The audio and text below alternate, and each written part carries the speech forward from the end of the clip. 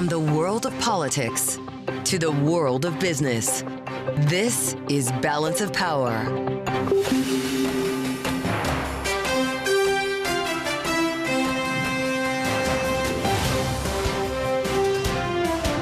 Live from Washington, D.C. From Bloomberg's Washington, D.C. studios to our TV and radio audiences worldwide, welcome to Balance of Power. Alongside Joe Matthew, I'm Kaylee Lines. Israel and Hamas agree to a ceasefire in Gaza, pausing more than 15 months of fighting with the promised release of dozens of Israeli hostages. At long last, I can announce a ceasefire and a hostage deal has been reached between Israel and Hamas. The news coming just ahead of President Biden's farewell address from the Oval Office tonight, and as Secretary of State nominee Marco Rubio testifies in his Senate confirmation hearing. We'll have more with Natasha, Senior Fellow of the Middle East Program at CSIS. Also joining us for an exclusive interview this hour, outgoing FTC Chair Lina on competition, TikTok, and the Commission's new lawsuit against Deere and Company. We'll have much more on that later this hour. That action just being announced today. Welcome to the Wednesday edition of Balance of Power, the late edition as we prepare for a farewell address from President Biden tonight. I'm not sure he thought in advance that he'd be speaking before the cameras earlier today, Kaylee, but he had a big announcement to make. Indeed, the ceasefire deal reached between Israel and Hamas going to start with just a 6-week period first. But of course, this is something that all sides have been working on tirelessly for months, including not just this incumbent administration, but the one that is about to go into place. Joe Biden today did give some credit to Donald Trump and his team. That's right. We knew they were working in tandem on trying to reach a breakthrough ahead of the inaugural of Donald Trump, the departure of Joe Biden, depending on how you look at it. He did speak from the White House earlier today. This deal was developed and negotiated under my administration, but its terms will be implemented, for the most part, by the next administration. In these past few days, we've been speaking as one team. This has been time of real turmoil in the Middle East. But as I prepare to leave office, our friends are strong, our enemies are weak, and there's a genuine opportunities for a new future. Joining us now for more is Bloomberg's Dan Flatley, who covers national security matters for us. So, Dan, obviously this is a massive step forward. As we said, it has been in the works for some time, but ceasefires by nature can be very tenuous. So just walk us through how exactly this is supposed to work and what theoretically could come next if all goes according to plan. Right. As you pointed out, this is early days, but we do know that we have an agreement in principle. There's still some details to be sorted out, as Israeli Prime Minister Benjamin Netanyahu said. But it is interesting to hear President Biden talk about doing this in tandem with President-elect Trump's team. And he pointed out in his remarks, of course, that Trump will oversee the implementation of this deal. So what we know at this point is that the initial ceasefire is about 6 weeks. At that point, there will be another phase in which there will be some additional humanitarian aid, some additional agreements that will kick into place. But it has to hold for 6 weeks first, right? And so I think that this is something that is welcomed by all sides, but it doesn't deliver on some of Israel's key aims, namely destroying Hamas. Sure. But it does provide for the release of some hostages in exchange for Palestinian prisoners. And it certainly sets the Middle East on a path towards something that we haven't seen in 15 months, which is peace. Interesting moment today as the confirmation hearings took place. One of them was Marco Rubio, of course, tapped for Secretary of State. He received the news about the ceasefire deal during his testimony. Here was his reaction. Obviously, I'm not in the State Department yet, but I can tell you as an example, the president's envoy to that region, who was charged, Steve Witkoff, who was charged with being an envoy towards reaching an accommodation between the Israelis and the Saudis, has been working cooperatively and together with the Biden administration. And in fact, I dare to say that all involved deserve credit for the ceasefire that the chairman's just announced. But Steve Witkoff's been a critical component of it, and he has been involved in it from day one. Remarkable to consider Joe Biden and Donald Trump both deserving credit for this. We did hear from Donald Trump last week in his news conference. He appeared with Witkoff and issued that warning that all hell would break out in the Middle East if this weren't done in time for his swearing in. Do they both deserve credit? Was it the tandem effort that resulted in this timing? I think when you come to a foreign policy priority of such gargantuan proportions as Israel policy, you're going to have both Democratic and Republican administrations working together at this point in time.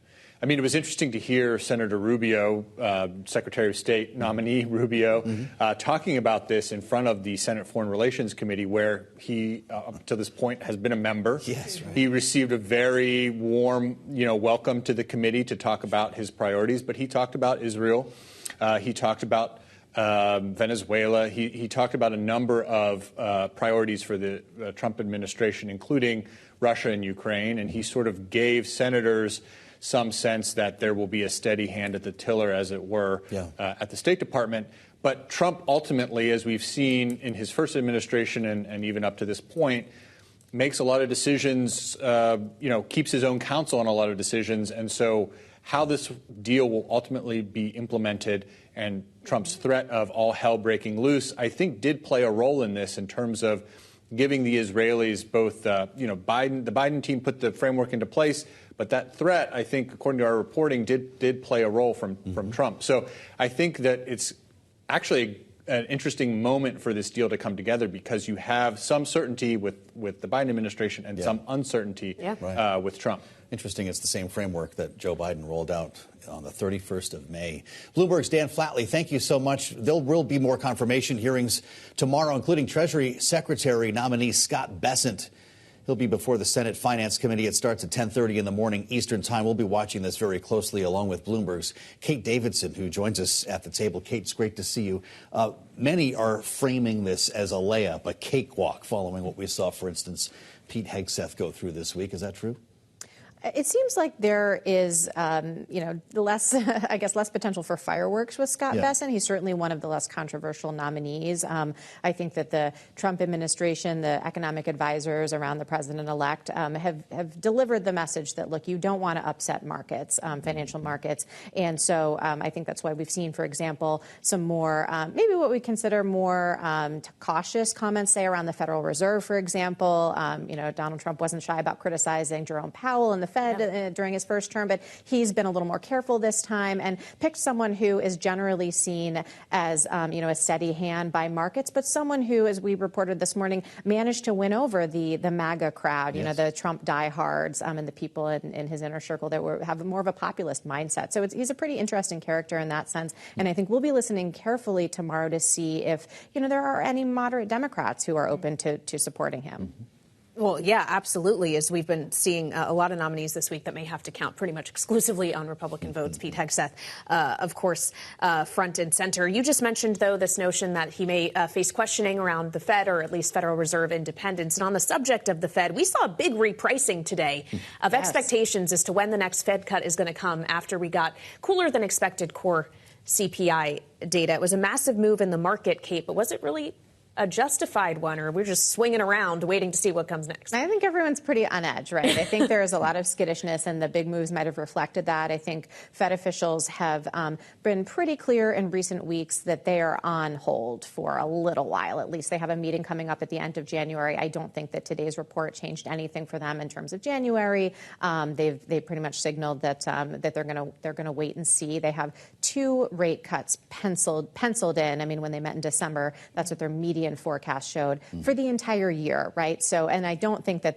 that in any way suggested we'll do 2 more in the beginning and then just ride it out for 2025. Sure. They're gonna wait and see. So, is it justified? This was the first easing in core inflation in 6 months, so it's very welcome news. But I think for the Fed, they're going to want to see a couple more reports like this, probably before they are comfortable lowering borrowing costs again. All right, Bloomberg's Kate Davidson, thank you so much. And coming up, we'll have more on the ceasefire deal between Israel and Hamas reached today with Natasha, senior fellow at the Middle East program at CSIS, next on Balance of Power on Bloomberg TV and radio.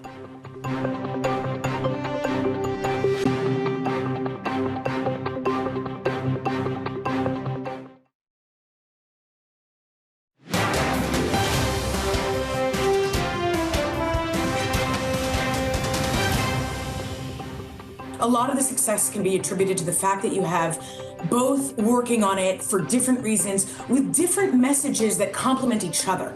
Because on the Biden side, they've been working on this for well over a year. They've been pushing these parties. They know these negotiators. But when you have Trump coming into office, someone who's notoriously erratic, unpredictable, that shifts things because that instills a little bit more fear on one hand on the objectionable actors like Hamas and Iran, but also Trump is able to twist Netanyahu's arms a bit further because Netanyahu simply likes him more.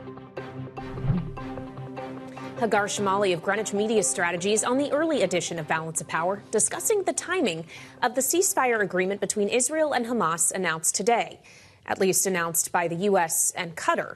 Though, according to the Associated Press, just breaking, Israeli Prime Minister Benjamin Netanyahu is saying at this hour that the ceasefire agreement is still not complete and that they are still working on the final details. Joining us now for more here on Bloomberg TV and radio is Natasha Hall, Senior Fellow of the Middle East Program at CSIS. Natasha, welcome back to Balance of Power. We have seen this before. The U.S. gets ahead out front of an announcement, and Benjamin Netanyahu says, hold on, not so fast. Do you think just the final details being worked out is basically making sure that everything's ironed out between now and Sunday when the hostage releases were expected to begin, or does this give you pause? Thanks for having me again on this. I think we've been talking about this probably since May. It does not surprise me at all. And there's a few domestic political reasons for this. Netanyahu is right in the sense that he does need to get approval from Parliament for this deal. He still has to work things out within his own coalition as well. But that said, I think this should surprise no one. I do not think that Netanyahu was going to give Biden the win, and so it should be unsurprising that the ceasefire has come into place just before Trump's inauguration, at a moment when his Middle East envoy could take credit for it as well. And as with that, it is unsurprising that Netanyahu is now saying that the details need to be worked out. And that gives a little bit more time before the 20th, when we have our incoming president, who Netanyahu obviously has a much better relationship with as well. Everybody's got an audience, Natasha. All the names we've just mentioned. Of course, Donald Trump has his own here in the U.S., remembering what he said last week if hostages were not released by his inauguration. Let's go back to the news conference at Mar-a-Lago. If they're not back by the time I get into office, all hell will break out in the Middle East. And it will not be good for Hamas, and it will not be good, frankly, for anyone. All hell will break out. I don't have to say anymore, but that's what it is. Seems pretty clear what the audience was there, and it might have been a couple of audiences, right? He was speaking to Hamas as well.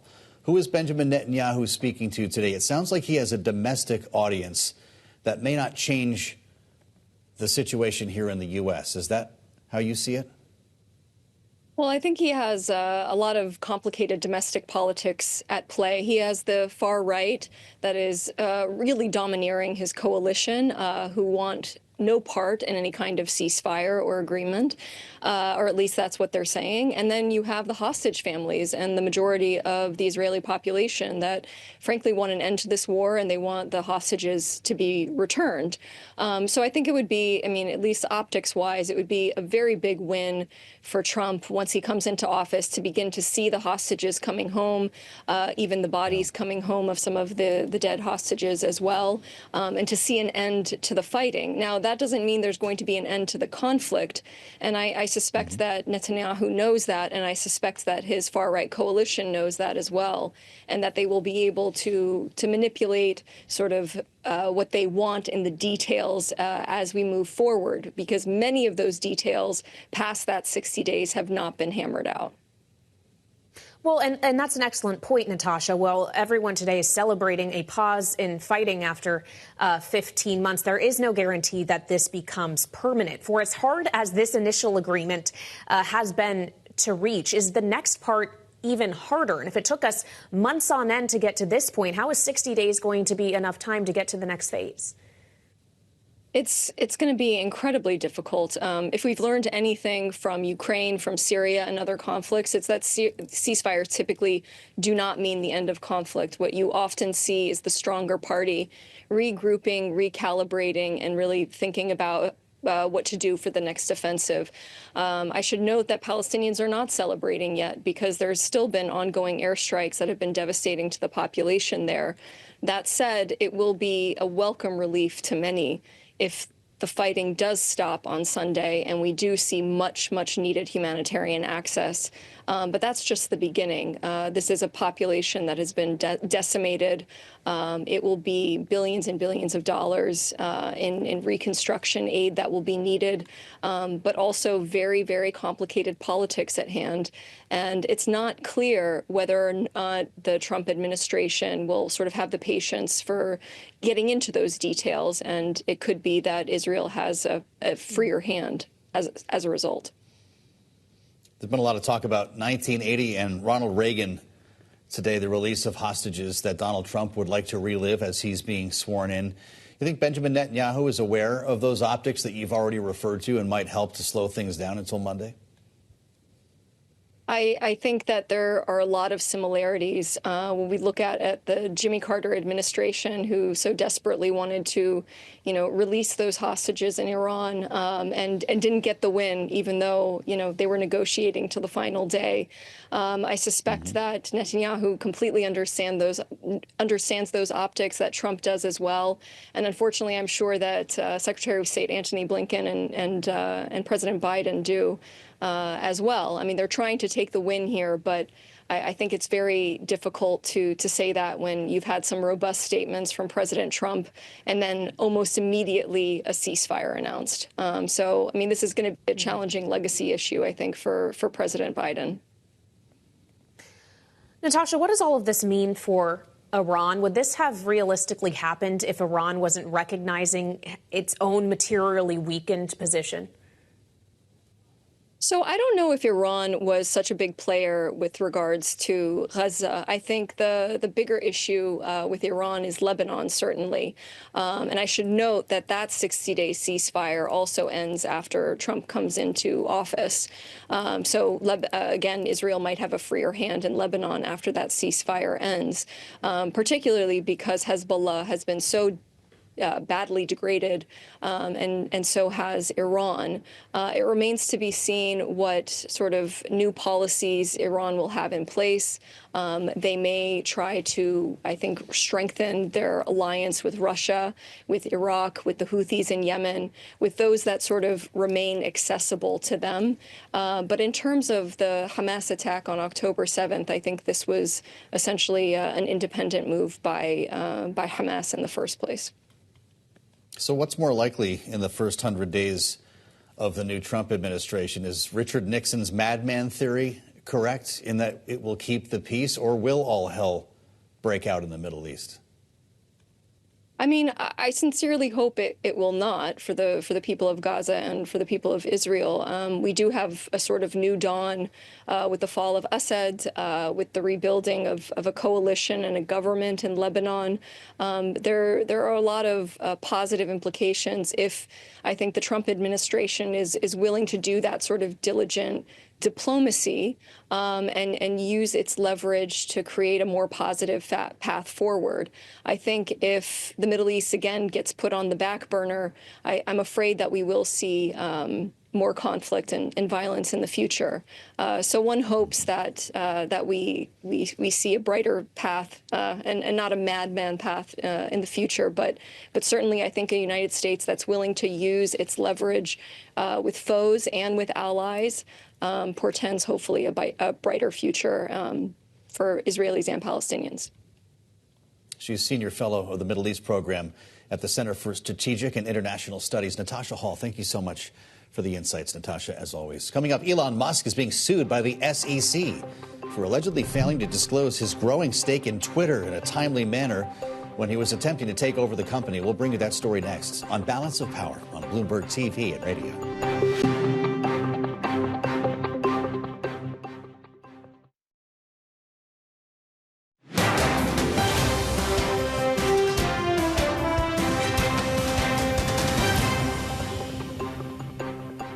This is Balance of Power on Bloomberg TV and radio.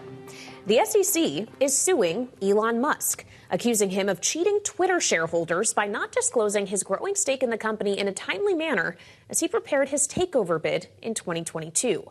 Musk's lawyer disputes the allegations, calling the lawsuit a sham.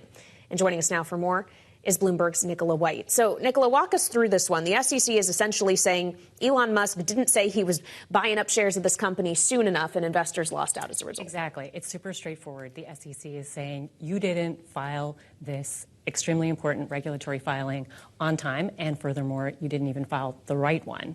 So it's very straightforward, but with anything involving Elon Musk, it's anything but. Well, talk to us about the timing here, because obviously Elon fans and Biden administration critics are wondering why now and what you make of that with 5 days to go. Exactly. This has been in the works for a long time, as we know. Like the first time the SEC started asking questions about this was in 2022. And here we are, literally days before Trump takes office. And this is kind of the politics, the optics, the timing. It does raise a lot of questions. But yeah, we don't really know what happened behind the scenes. If just they were trying to hammer out a negotiated settlement, and if things just fell apart. But it does look like this is the last gasp for outgoing chair Gary Gensler. Before Trump takes office. Well, on that negotiated settlement, we've reported the SEC was suggesting Musk should pay a $200 million penalty. His lawyer has said that's excessive. Based on precedent, is it excessive? So yes and no. Of these types of alleged violations, there have been a bunch of them recently, and they're all pretty small. But none of them have involved a stake quite as large as this. And the SEC is alleging that Musk minted $150 million from keeping this massive stockpile of Twitter share purchases secret. So they kind of say, you know, the punishment has to fit the alleged crime. Yeah, sure. Can this be reversed in 5 days? That is the question on everybody's mind. From what I've been talking to with sources, that 5 days, probably not. Okay. It's not as easy as that. Also, the optics of like turning around something that could be seen as very politically charged could be problematic for Trump and also for the expected incoming chair of the SEC. So, you know, will the SEC restart negotiations? Maybe there could be a settlement. That could happen. We just don't really know. Might be up to Paul Atkins from here. Yeah, that's exactly right. Great reporting. Thank you so much. Bloomberg's Nicola White with one of our most important stories of the day that we're following here on Balance of Power. Coming up, an important conversation with Lina Khan. Yes, the chair of the FTC is with us in studio as she wraps up her term, with much more to discuss here on Balance of Power. Stay with us on Bloomberg TV and radio.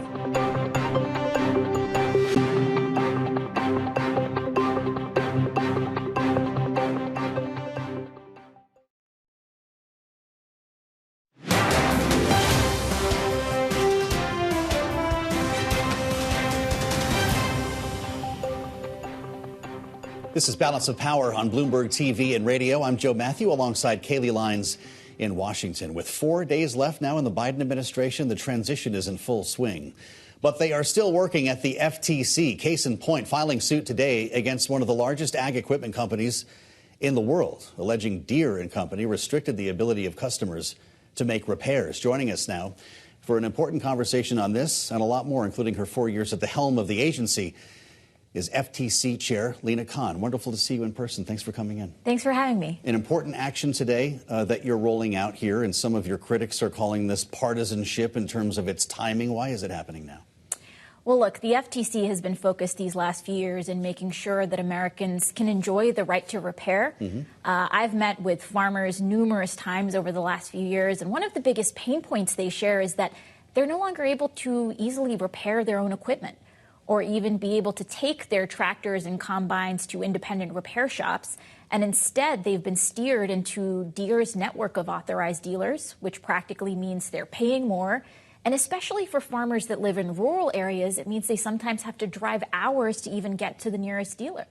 Practically, we all know that farming is a very time-sensitive business, and so we've even had farmers that have lost their crop, faced ruinous delays, and so we think there's real harm here. There's a law violation, and we want to make sure farmers can enjoy the right to repair. Well, and you and 2 other commissioners did vote to bring this claim forward, yet the 2 Republican commissioners did not, including the man who will be FTC chair just days from now. Is it your expectation that Andrew Ferguson is actually going to see this through, or was it just brought today to make a point, knowing that that may not happen under new leadership under the FTC? Well, look, I can't speak to what any new leadership will do, but this did have the support of the majority of the commission. This follows a multi-year investigation, and I always think it's important that, we act with urgency and swiftly, and if there is real harm, we shouldn't let politics get in the way of delivering real relief to farmers. You've got a lot of things in the works right now that you're going to be leaving behind, including court actions against Facebook, I believe, in the spring, Amazon next year. Will we expect those to continue? Well, look, we are set to go to trial against Facebook this spring, set to go to trial against Amazon in fall of 2026. Yeah. Those actions are only going to trial because the FTC was victorious along the way, defeating motions to dismiss. And so we are on strong grounds, and I fully expect that we'll be able to see these trials go forward. Of course, whenever there's a new administration, defendants may want to see if they can come in and get a cheap settlement, but I hope we wouldn't see that here. Well, and from people we've talked to who've just observed the FTC from the outside, the suggestion has been that your leadership and Andrew Ferguson's leadership, when it comes to big tech specifically, may not be that different. Do you see that as an area in which you've been most aligned in your time serving together on the commission? Well, look, there's no doubt that there is strong bipartisan concern about the economic power of large technology companies and how that can undermine fair competition, undermine people's free speech rights. And so we'll, of course, have to see what the next administration does, but it's certainly been an area of strong bipartisan concern during my tenure. Social media has created a whole new realm of possibility here, and we're considering the potential for a sale or a divestment of TikTok right now.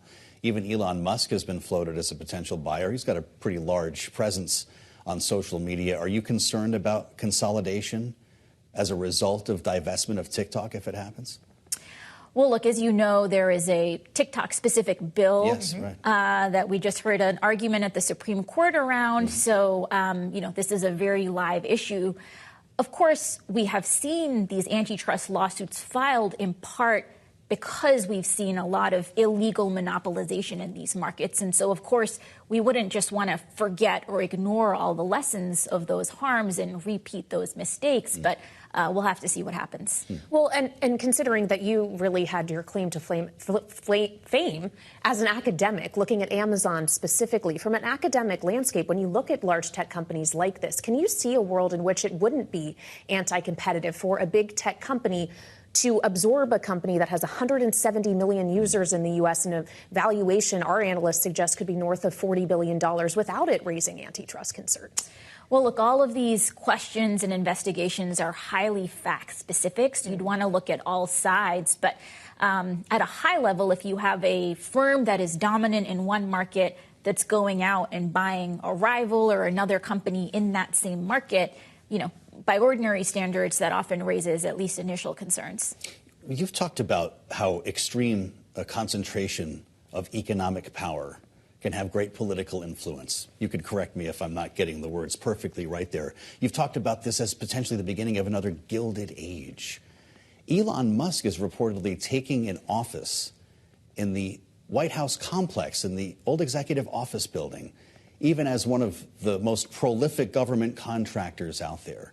Is this the kind of example you're talking about, and should that be in the purview of the FTC? Well, look, the FTC's mandate is squarely looking at commerce in our economic realm, and so we're very focused on the specific facts. Do we see monopolization? Do we see mergers that are illegal, rather than wading into kind of big picture political questions? But it's certainly true that for the lawmakers who passed the antitrust laws over 100 years ago, one of the animating concerns was the way in which concentrated economic power can be translated into political power. Are we not seeing it now? Well, look, certainly we've seen, time and time again, including, over the last few years, efforts by dominant companies to use political sway. Well, when we consider companies and their behavior and what they might be gearing up to do in the coming years, we had bank earnings today, including some big investment banks like Goldman Sachs, talking about what they see is going to be a better deal environment. It actually echoed what the CFO of Goldman, Dennis Coleman, had to say last month about the new direction the FTC specifically could be taking in this upcoming administration. Let's listen. With Ferguson's nominee, there could be a new direction at the FTC. Obviously, as a sitting commissioner, dissented with the current leadership on a number of cases, and so we could see a more favorable environment heading into 2025 that could actually spur more by way of CEO confidence, and in turn unlocking more investment, more activity, and provide a more favorable strategic backdrop. People are kind of expecting, Chair Khan, it seems, what could be a tidal wave of M&A. Do you think it's actually that simple? Well, look, we certainly heard over the last few years directly from deal makers, directly from antitrust lawyers who acknowledge that several years ago, they wouldn't even think about antitrust risk when initially putting together some of these deals. But under the Biden administration, they had to think very early about whether a certain merger would pose legal risk. And as a law enforcer, of course, that type of deterrence is good for the public. It leads to more efficient outcomes. And so I would hope that we wouldn't see a backsliding, return to an environment where flagrantly illegal deals are being proposed and deal makers are thinking, well, maybe we can get this one through even though it violates the law. So we'll have to wait and see. We have had several merger lawsuits filed with unanimous support at the commission. And so we'll have to wait and see what happens. Well, it may not be flagrantly illegal, but we keep hearing about the pipeline, the backlog, animal spirits. How do you envision the next 100 days looking in that realm? Well, look, we'll have to see, what actually ends up being proposed. One interesting fact that we've seen in some of the data is instances in which firms, especially large technology firms, have known that they can't just go out and buy their rivals.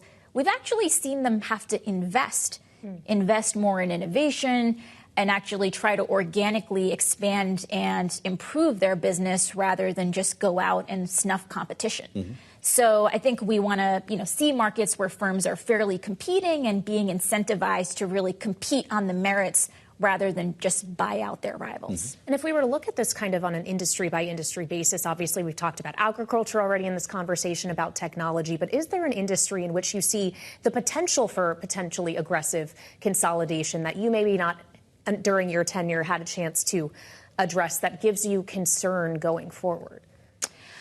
Well, look, when we put out, a request for comment from the public about our new merger guidelines and asked people, where have there been waves of consolidation that you're worried about? We've really heard it across the board. I mean, healthcare came up over and over again, including from healthcare workers, including from patients and patient advocates. We've heard a lot of concern about consolidation in media. We've personally had to file several lawsuits against big hospital mergers that we know result in higher costs and worse quality. So, my approach was to focus on the markets that can have a huge impact on people's day-to-day lives, and healthcare really soared to the top of the list. While I was at the helm, the FTC took a particularly assertive approach to pharma mergers, making sure that we were not just looking strictly at what is the overlap today, but understanding more from a business perspective, could this deal undermine even potential competition and make things worse for Americans over the long term? We talk about technology as this big squishy thing, but specifically when it comes to AI, we're seeing technology advance so quickly that we're having trouble keeping up with it. If you were staying in this job, or to the extent that you'll be in this space in your next role, how concerned are you about the way AI is actually changing the rules? Well, the FTC has been very focused on understanding across the stack where are areas where there may be bottlenecks or choke points that some of the incumbents might be able to exploit in ways that undermine competition. And so we've been going layer by layer, looking at the chips, looking at the cloud, looking at some of the models. We have an active inquiry examining the active investments and partnerships between some of the, hyperscalers, big cloud computing providers, and some of the newer AI firms to try to understand, is this undermining competition? I think historically we've seen that these moments of technological inflection points are ones where enforcers have to be extraordinarily vigilant, because there's huge opportunity here for real competition, real innovation, real growth. But those are also the moments where the incumbent monopolists can panic because they can imagine themselves becoming overtaken or disintermediated. And so those are just some of the concerns we'll have to keep in mind. All right, we'll leave it on that note. Chair Khan, thank you so much for joining us here on Balance of Power. That is the outgoing chair of the FTC, Lina Khan, live with us in studio. And still ahead, our political panel will join us as we look ahead to President Biden's farewell address tonight. That's next, right here on Bloomberg TV and radio.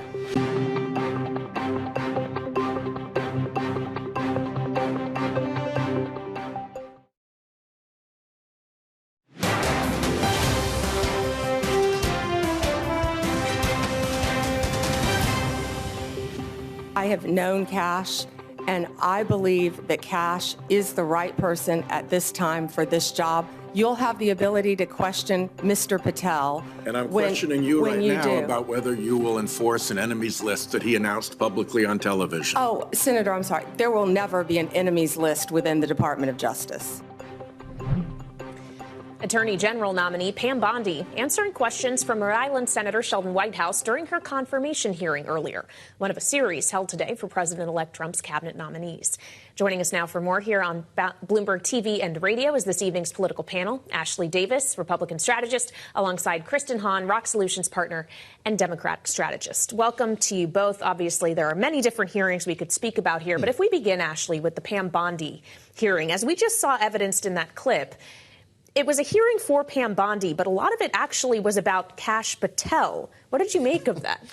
I think they were just trying to get some talking points out there about some of the things that are controversial in regards to Kash. Listen, I think in regards to Pam, though, I think she was prepared and she did a good job. And all senators, Republican and Democrat for the most part, did say her qualifications were there. Obviously, the biggest concern, which you would get with any attorney general, is will she, be too close to the president? So, but I think she did well, as we spoke about yesterday with our other nominee. I don't think she's going to get any Democrat votes, probably, but I don't think she's going to have trouble getting confirmed. But doesn't need to is the point here. Exactly. Right? So what's the Democratic strategy, Kristen, other than getting tape on each of these people, getting them on the record? Clearly, they're not trying to derail the confirmation.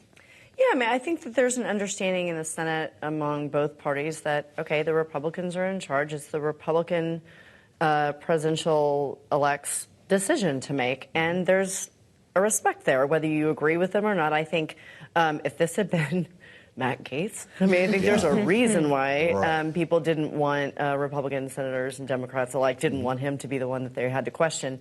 But at the end of the day, she will, obviously be likely confirmed. Mm-hmm. Well, and as Ashley alluded to, maybe not getting a lot of Democratic votes, but someone who could pick up Democratic votes is the Secretary of State nominee, Marco Rubio, who also testified today and had this to say about his foreign policy vision if confirmed.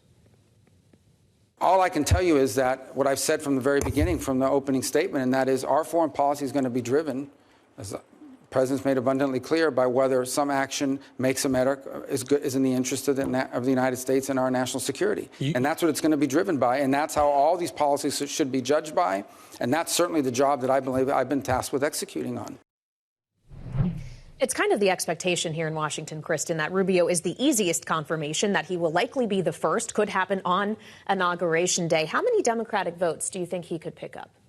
I think several. He's part of the club. He was a member of the Senate. He used to be on that committee that was questioning him. Exactly, and whether people agree with him on every single policy or not, I think that there's a respect there, and a number of the Democratic senators on that panel, had said he's knowledgeable about a lot of things, not just one or two things, but he knows what he's talking about. So I think, obviously it'll be one of the easiest confirmations that we have. He was laying down some philosophy on geopolitics, as you would expect, nominee for Secretary of State. Some of it really kind of jumped off the page. This is from prepared remarks, Ashley. He talked about the triumphalism that followed the Cold War that led us into this consensus. He said the nations of the world would now become members of the democratic Western-led community, all mankind destined to abandon national sovereignty to become one human family. He said it wasn't just fantasy, it was dangerous and delusional. What does that tell us about his approach? Well, I think his number one approach, which, if you continue on his comments, was really focusing on us empowering China to become China.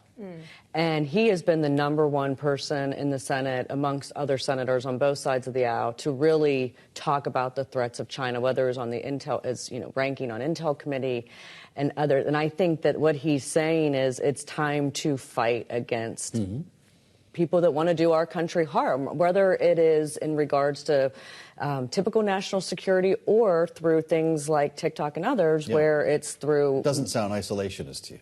I don't think, I think it's more about having America have its presence in the world. I mean, this is a part that I really agree with him, is America's expected to do a lot, but we have to be strong in the eyes of the rest of the world. And so we need to pick our battles, but we need to pick them smartly, but we also have to protect ourselves, which I think is what his number one issue is we don't placate to other countries that want to harm us. Well, and as he focuses on areas like China, he also had to discuss the Middle East as it was broken to him in the hearing, the news of the ceasefire deal between Israel and Hamas. Kristen, something happening just days before President Biden leaves office and Donald Trump gets ready to take it, both of them claiming some credit for this today and, frankly, giving each other credit. How important, though, for Biden specifically, is it that this happened while he was still sitting in the White House? I think not just that, it is important, and the people at large of the United States of America should look at this. They had envoys from the current administration, from Trump's team, who were involved in this. And this is really important when you consider how dangerous a presidential transition can be if not done well and effectively. And you've seen, what you've seen here is indicative, I think, of the current Biden administration, and I have friends over at the Department of Treasury and the White House who are making sure that their counterparts who are coming in they have what they need, they're getting what they need. I think it's much more smooth than it was before. So I would take a much bigger lesson from this, that this is a huge win for everybody, and it shouldn't be just one or the other. What do you make of this idea that it takes two, both taking credit? Joe Biden called it a joke earlier. We can hear this remark as Donald Trump was actually the first to publicly talk about this. Says, we got a deal. I want to hear from Joe Biden from earlier today. Had this exchange with a reporter toward the end of his remarks.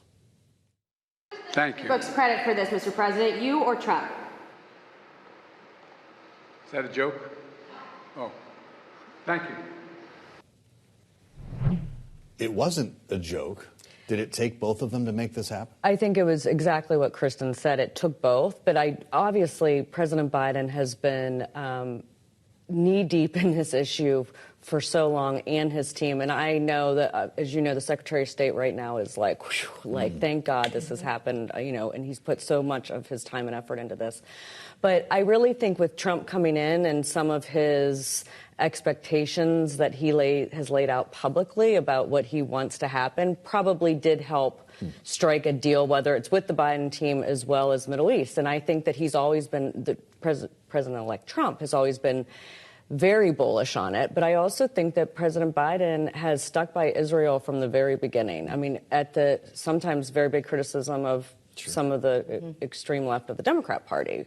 But so I think it takes both sides. But I actually give President Biden a lot of credit, because he was the one today earlier in that press conference that said it really did take both the teams, and they were in lockstep. So I 100% agree with you. What happens on Monday is not the parties and the actual swearing in, it's the actual peaceful transfer of power. Well, and of course, after we heard from Biden today, we'll be hearing from him again just over 2 hours from now in what is his formal farewell address to the nation. Kristen, live from the Oval Office, I would imagine that the ceasefire deal will feature in that, as he has suggested this was the main thing on his to-do list that he wanted to do in the remainder of his presidency. How legacy-defining is this compared to the other things he's likely to speak about this evening? I mean, I think it's the most recent thing that he's done, but you're talking about a man that's had a career that spans many, many decades, and I think he'll want to talk about a lot of the things that he did. There's some stuff that he's done that we haven't even seen, come to fruition yet when it comes to, some of the bipartisan infrastructure package and all of that. Presidents often don't get the credit that they deserve, I think, on both sides of the aisle when they get things done, and it takes a while to implement. But it's hard to, see what he's going to say to encompass like a whole career and a lifetime service. Half a century. Yeah. In what, 20 minutes or less? Yeah. I guess we'll see how long he goes. Which we should all respect. Well, he's yes, done a of lot course. for this country. For 53 years. There's something old-fashioned feeling about an Oval Office address at 8 o'clock at night. He's going to be breaking into The Price is Right. Is this the way you still do it today? I think that's his style. I think it's very presidential. Obviously, he came in before most of us came into politics before all the Twitter and the social media. This is very presidential. I mean, this is how everyone The trappings of the Oval Office still matter. Totally. It's the most powerful seat in the world. Well, period. And I'm sure he will remind us of the conditions that the U.S. found itself in when he took this seat. He took the oath of office in 2021 in the middle of a pandemic. The economy was in terrible shape. Can he credibly stand there, or I guess sit at the desk and address the country tonight, Ashley, and say he's leaving the country better than he found it? I think so. I think he very much believes that. Obviously, you see the economy. There's been a lot of tough times, obviously with the pandemic being one of them, but all the wars in the world. But he has done a lot of things that everyone should respect. And something I read that I think is very interesting, his legacy, I remember George Bush always saying this, history will define me. And obviously now everyone likes George Bush much better than they did in 2008. But right now, he doesn't know if he's going to be alive for his legacy. To really come to fruition. I read that and I'm like, wow, he's exactly right. I mean, who knows how long he'll be alive, and he's done a lot. Does he bow out of the public light after Monday when he gets on the helicopter?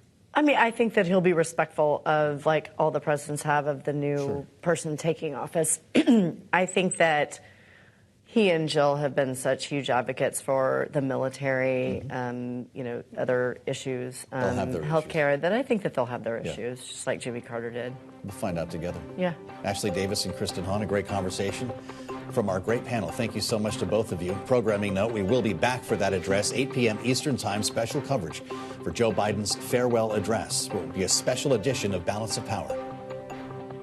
So we'll see you then, right here on Bloomberg TV and radio.